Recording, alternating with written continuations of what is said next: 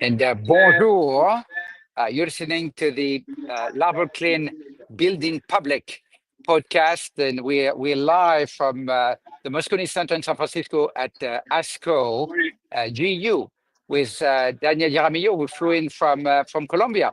We both in the lobby of the Moscone Center, but we of course are different places. Otherwise, the audio would interfere with each other. We'll hear a big echo. Hey, Daniel, welcome to the podcast. Hello. It was very windy this morning coming down to Moscone, but it's packed, and it looks like it's going to be a great conference. So it's a little bit of an unusual build in public because although we're going to talk about what we're building, we obviously on location for one of the major oncology conference. We're still going to talk about our platform, LARVOL CLIN, and how it helps both prepare and follow all data, notably data from conferences, notably from GU.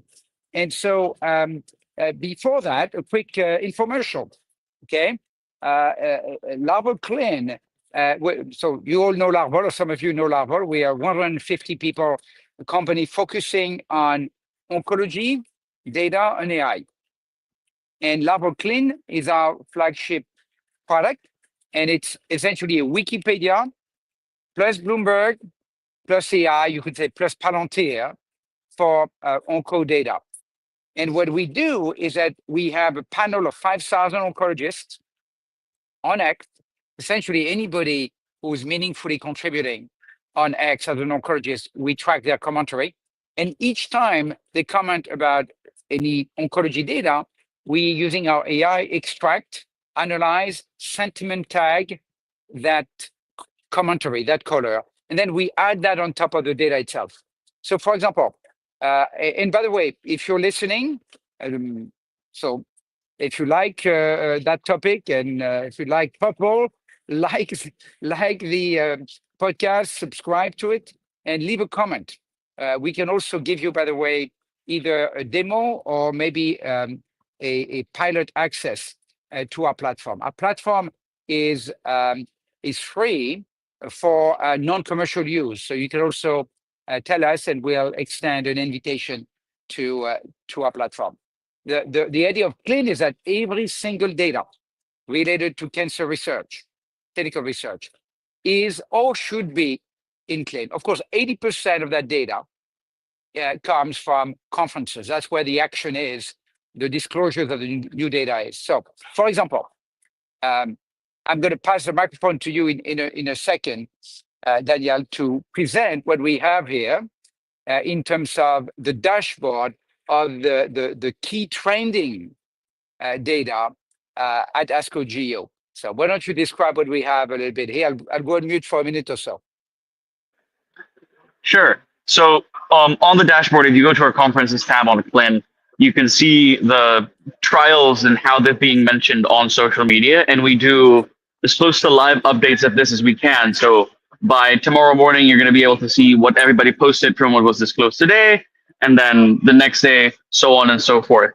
And what you can see over here is basically a bar graph in which the trials that are most mentioned, so Checkmate 274, Persian, Niagara, Keynote 839, and what the sentiment says that Twitter, right? So our AI analyzes everything that people are saying on Twitter for that trial, everything that our panel of 5,000 oncologists are saying, and we determine if it's positive, if it's has an impact on practice, if it's neutral. Right now, most of it is neutral, or if it's negative, right? So if the results that were posted don't really impact anything or are worse than the results that were published on the last publication or disclosure of that trial, then so be it.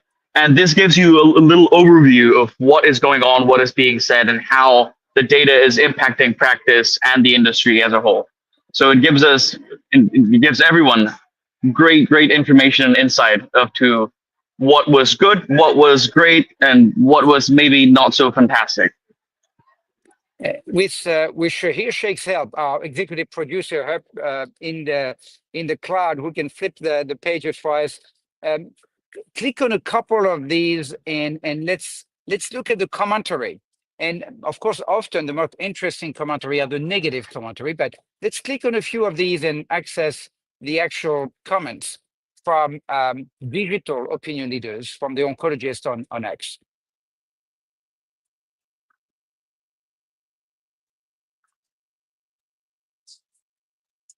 And so we click on the part of the bar that is not rated. So these are commentary that don't have really a clear sentiment, right? They're neither positive nor negative. They're just descriptive of it. Let's click maybe on the red segment of one of these bars to see some negative comments.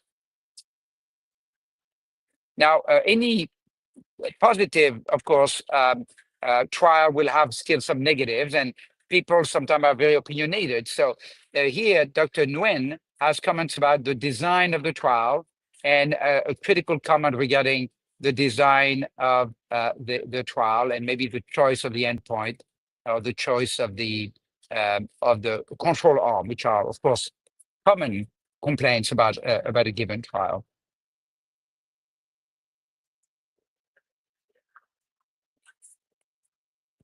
After that, what we can do is look at who are the top digital opinion leaders who are commenting already on ASCO-GU and see if we know some of them. That's on the next page. All right, so let's look at who we have here. We have an oncologist from the UK who was very active, and a few names that we know about. I recognize some of these names. Of course, Dr. Chouere is one of our top voice. Explain, if you will, the top voice system, Daniel. What does it mean, top voice? So top voice is a ranking that we publish that is a combination of followers, it's a combination of the tweets that they send out, it's a combination of reactions, and also we have a survey out in which they can actually pick the top voices, right? So they can pick and they can go and say, oh, I think that Dr. Sampavdi should be a top voice next year. I think that, I don't know, Dr. Gander should be a top voice next year. So it's a combination score, and we have a ranking of the top voices for every single area of cancer. And we give you a little tag on our site, and we'll also publish it, and sometimes we'll put it on Times Square as well. That gives your tweets basically a little bit more weight for when industry is looking at it, for when people are trying to get an overview of what you think of a trial. In here, Daniel, I noticed actually this built in public. So the idea is we try to think ahead about our product and sometimes find little bugs, problems. I found one. Dr. Akadi is actually a top voice in pan-tumor. And he is not indicated here. So I think there might be a coding little glitch that our team should look at, Dr. Akadi, right?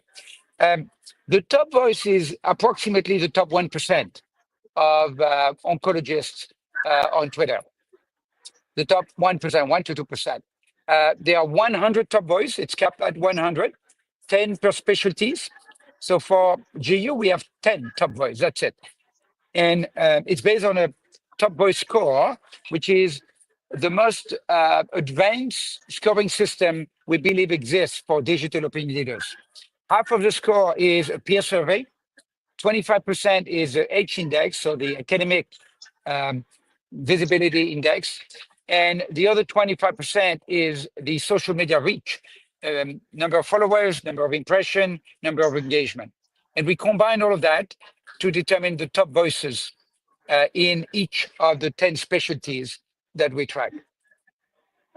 Also, it's important to note that every single tweet that you'll see tracked on our platform comes from our panel of vetted oncologists, right? So it's not like I can go on Twitter and just say, Checkmate is the worst trial ever, and that will impact the rating negatively. No, we do not track that. So we only track around 5,000 people that we know are oncologists, and we know that their opinions are based on facts and not just me looking at the data and trying to understand it. So a few weeks ago, you alluded to the fact that we took the top 10 GI oncologists and we posted them on Times Square. Correct. And that got us a lot of visibility. Of course, opinion leaders are interested in visibility. So they were very excited, very grateful, very excited. Some of them said, "Oh, is that for real?" They did not believe that. They thought it maybe was CGI. And then one of them said, "Oh, no, no, it's not CGI because someone saw the posting on Times Square and called me. He said, 'You're on Times Square. You're on Times Square.'" So that was a very nice event that we organized, and we're going to do the same now for GU. We don't know exactly when. That's going to be when we publish our official top 10 GU. And it might be in a few weeks, maybe in a month or so. So, and by the way, if the people listening have questions for us, let us know. If the people listening are at ASCO-GU, please come to say hello. We have all kinds of swag. We have the famous LARVOL pen, great quality pens. LARVOL pens got a great LED on one end. We've got, but we have actually have also the Ty the Tiger. That's our mascot. It's a wonderful magnet that goes on the fridge or on the car. I put one on a Tesla Cybertruck the other day. And we have finally, Daniel, something special, but in limited quantity. What is it? I brought coffee from back home, so it's really good coffee. If you're a coffee drinker, um, you should definitely come around and maybe hint to the fact that you would like some of our Colombian coffee that I am gracefully carrying on the tote bag for the whole conference. So the sooner you come, the better my shoulders feel at the end of the day, and I will appreciate it a lot. You have a sample with you right now?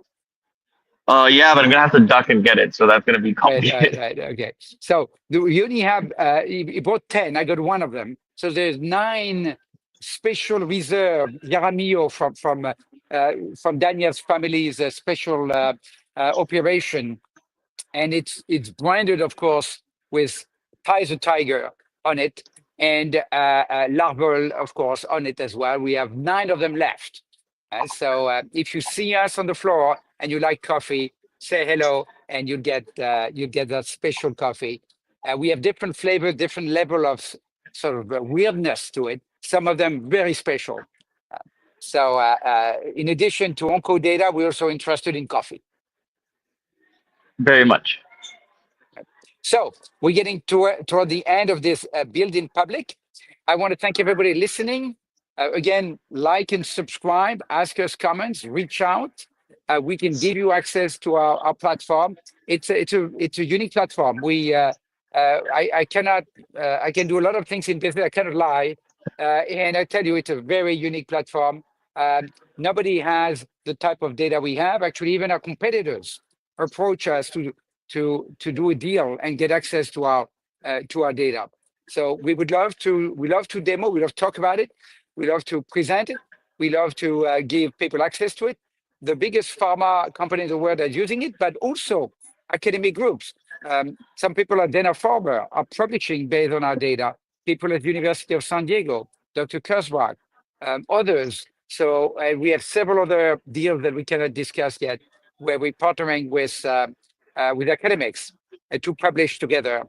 We have we just filed for 2 or actually 3 3 abstracts have been submitted to ASCO, main ASCO, and so we love to share our data and our expertise. Any final words, Daniel, before we close the call? Yeah, please come get your coffee quick. My shoulders will thank you.